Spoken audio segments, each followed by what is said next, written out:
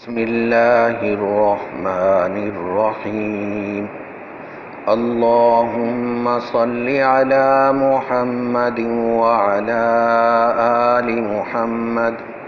کما صلیت علی ابراہیم وعلی آل ابراہیم انک حمید مجید اللہم بارک علی محمد وعلی آل محمد کما بارکت علی ابراہیم وعلی آل ابراہیم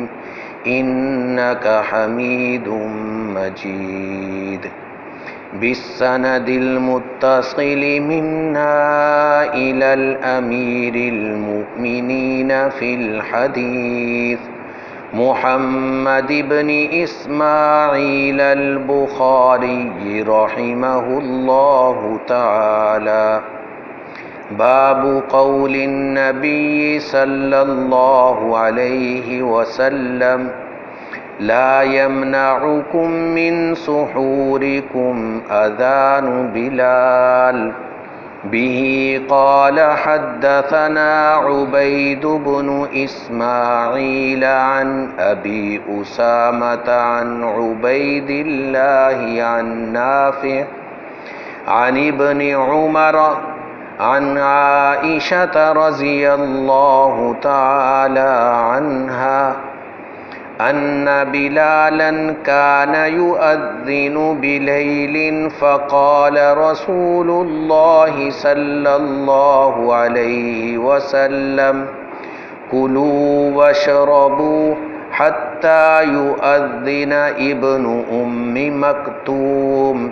فإنه لا يؤذن حتى يطلع الفجر۔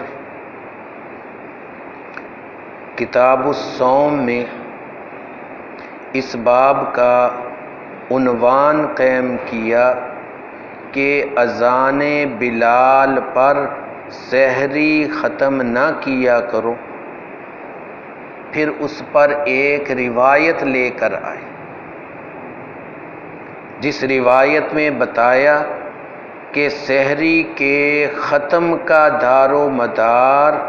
وہ صبح صادق پر ہے۔ امام بخاری رحمۃ اللہ علیہ فرما رہے ہیں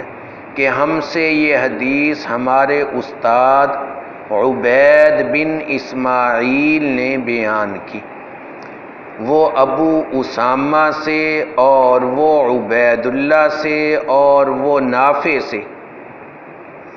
اور وہ ابن عمر رضی اللہ تعالی عنہما سے اور حضرت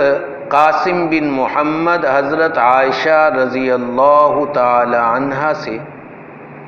یہ روایت نقل کی کہ بلال وہ اذان دیتا ہے رات کے وقت، تو رسول اللہ صلی اللہ علیہ وسلم نے فرمایا تم کھاتے رہو تم پیتے رہو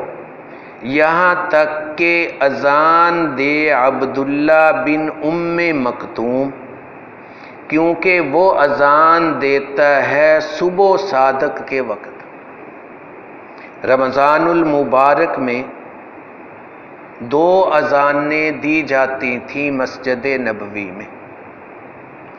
پہلی اذان ہوتی تھی وہ صلاۃ التہجد کی کہ جو سوئے ہوئے ہیں وہ بھی اٹھ جائیں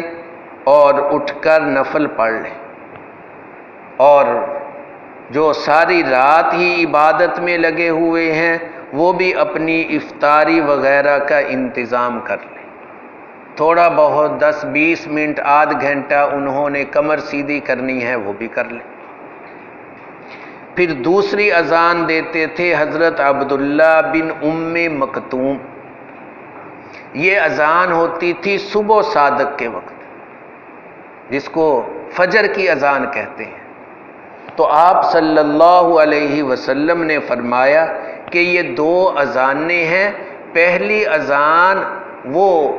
صبح صادق کی اذان نہیں ہے۔ پہلی اذان کو تم صبح صادق کی فجر کی اذان سمجھ کر روزہ اور کھانا پینا بند کر لو، یہ ٹھیک نہیں۔ ہاں دوسری اذان جب عبداللہ ابن ام مکتوم دے اب فجر ہو گئی، تو اس اذان پر دار و مدار رکھا۔ یہاں پر اس روایت میں تو اسی طرح ہے، دوسری روایات میں اس کے برعکس ہے کہ پہلی اذان عبداللہ ابن ام مکتوم دیتے تھے اور صبح صادق کی رمضان المبارک میں دوسری اذان وہ حضرت بلال دیتے تھے۔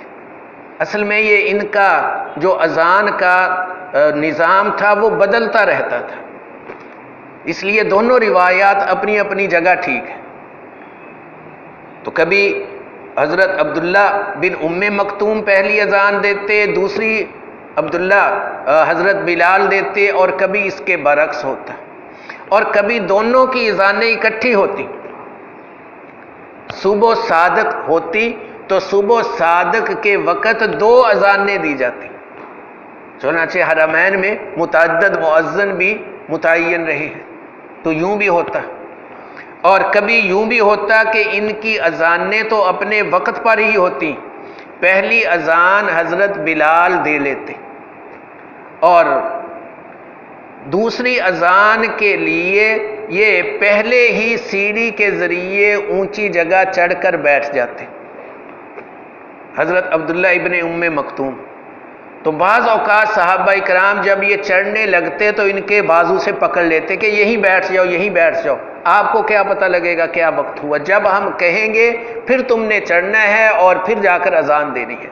تو یہ کئی طرح کی روایات ہیں، ساری کی ساری روایات اپنی جگہ ٹھیک ہیں اور مختلف حالات اور واقعات کے اعتبار سے ہے۔ تو اصل آپ صلی اللہ علیہ وسلم کا یہ بتانا ہے کہ صبح صادق کے ساتھ دار و مدار ہے روزے کے وقت کے شروع ہونے کا۔